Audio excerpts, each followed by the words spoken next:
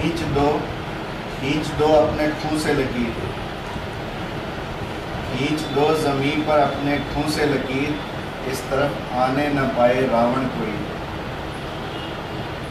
तोड़ दो हाथ, कोई हाथ उठने न पाए, चीर सके न सीता का दामन कोई। राम भी तुम, लक्ष्मण भी तुम। मैडम कामा एक ऐसा व्यक्तित्व जिनकी बुद्धि में तेज था, बाहों में ओज था और खून के जर्रे जर्रे में भारतीयता थी।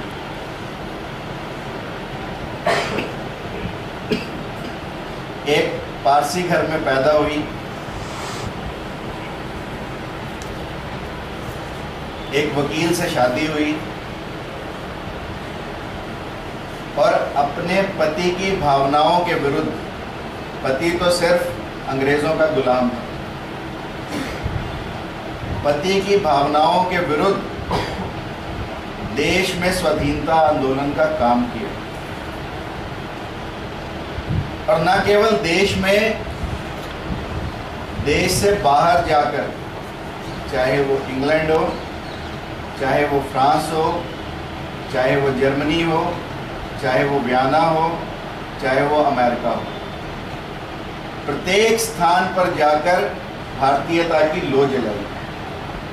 और जितने भी भारतीय विदेशों में रह रहे थे उनके अंदर भी भारतीयता का बोध कराया और बाकी विदेशियों को ये जताया।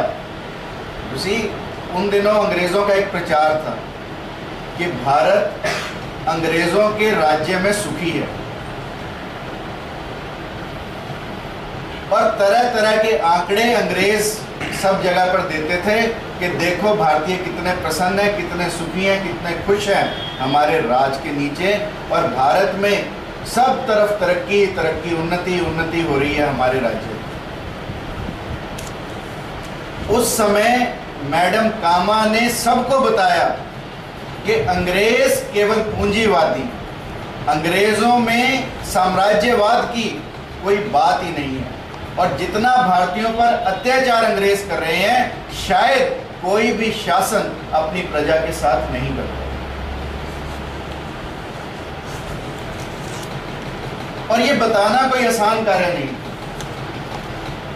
उन दिनों के यातायात साधनों के बारे में सोचो, उन दिनों के सूचना के इंजीनियरिंग के बारे में सोचो।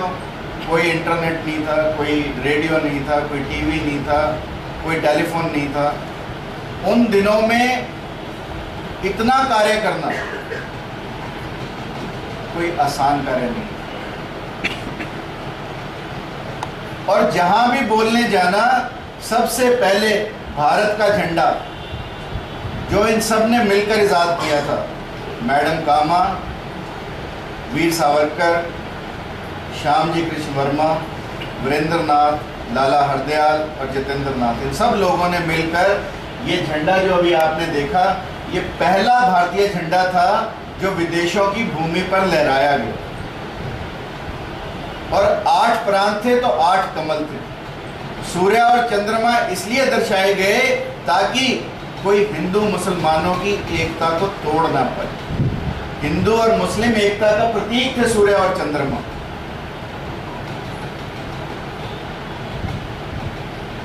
और जब भी मैडम कामा ने कुछ भी लिखा, 2 अखबार शबनम ने आपको बताए, एक वंदे मातरम और दूसरा जब मदन लाल धिंगड़ा की हत्या की गई, मदन लाल धिंगड़ा को फांसी दी गई, तो उससे व्यथित होकर मदर्स स्वॉर्ड नाम का एक पत्र शुरू किया मैडम कामा ने। और अंग्रेजों ने अनेक रुकावटें डाली, इसके छपने में भी, इसके डिस्ट्रीब्यूशन में भी, इसके बांटने में भी। और जब 1907 में वीर सावरकर ने भारत के प्रथम स्वाधीनता आंदोलन की अर्धशताब्दी मनाई, तो मैडम कामा जैसे लोग मुख्य वक्ता थे वहां। और जो पुस्तक लिखी वीर सावरकर ने, उसको हॉलैंड में से प्रकाशित करवाया मैडम कामा ने। इतना सब कैसे संभव हो? मैं ये सोचता हूं कि कोई हार्ड मास का व्यक्ति तो इतना कार्य नहीं कर सकता। निश्चित रूप पर कोई ना कोई दिव्य शक्ति, कोई ना कोई दिव्य शक्ति इन व्यक्तियों के अंदर होती है, तो इतना सारा कार्य किया जा सकता है। प्लेग फैला, प्लेग वालों की सेवा करते करते स्वयं बीमार हुए।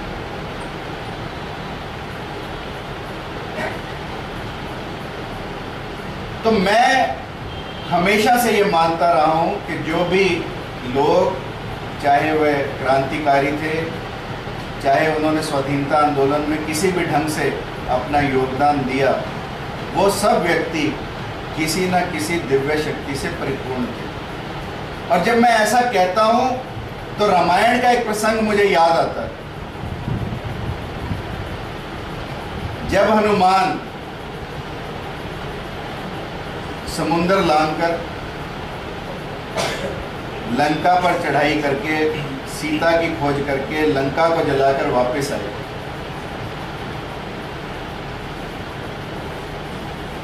तो हनुमान जी ने राम को कहा कि सिंधु लांगा,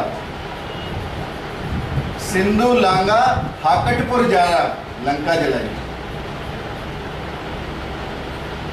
सिंधु लांगा लंका जलाई। और मैंने क्या क्या कार्य नहीं किए, पर यह सब मेरे से संभव नहीं हुआ। तो हनुमान जी कहते हैं, नाथ न मोहे कछु प्रभुताई, मेरी कोई प्रभुताई नहीं है, ये सब तब प्रताप रघुराई, ये सब आपकी कृपा से हुआ, मेरे करने से कुछ नहीं हुआ। यदि मैं करता तो जब मैं सीता को समुद्र लांघकर खोजने लगा तो सीता मुझे तो मिली नहीं। तो तब मुझे विभीषण की कुटिया दिखाई दी। विभीषण ने मुझे बताया कि सीता कहाँ है। विभीषण को मालूम था, मुझे मालूम नहीं। और जब मैं अशोक वाटिका में पहुंचा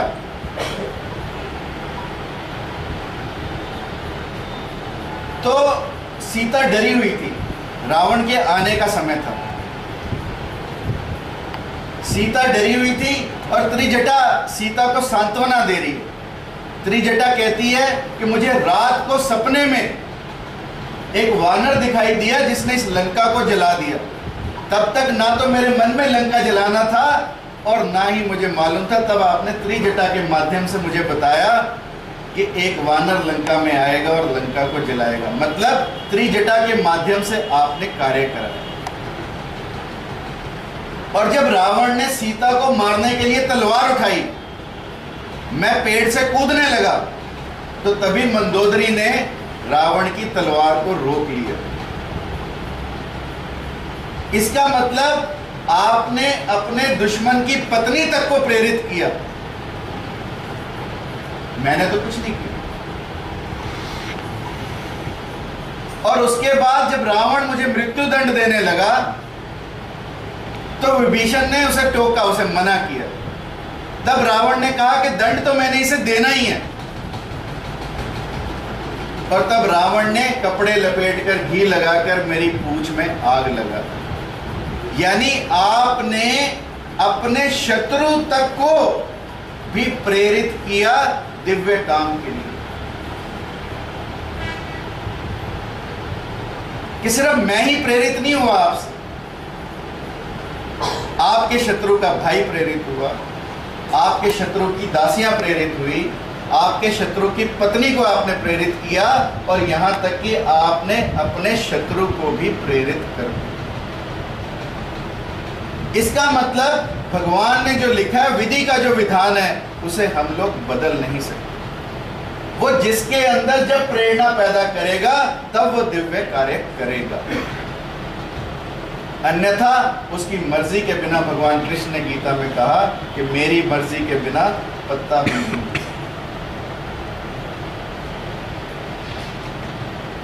मैडम कामा जैसे लोग जिस मकाम पर पहुंचे,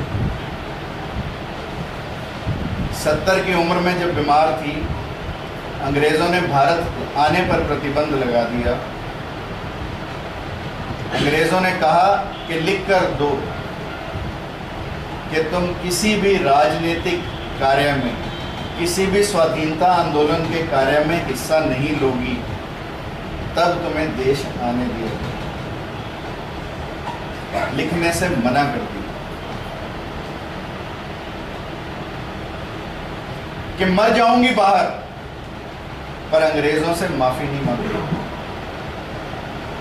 पर जब साथियों ने जोर डाला तो अंग्रेजों की बात मानी और पुनः देश में आकर रहने लगे। परंतु ऐसे लोग चुप नहीं बैठ सकते, फिर भी अपने लेखन का कार्य करती रही, अपने लेखन से लोगों को जगाती रही। और लेखन में जो शक्ति है वो शायद किसी और अस्त्र या शस्त्र में नहीं हो सकती। इसीलिए लिखा, जला अस्थियां बारी बारी, छिटकाई जिनने चिंगारी, चढ़ गए जो पुण्य वेदी पर, बिना लिए गर्दन का मोल, कलम आज उनकी जय बोल, कलम आज उनकी जय।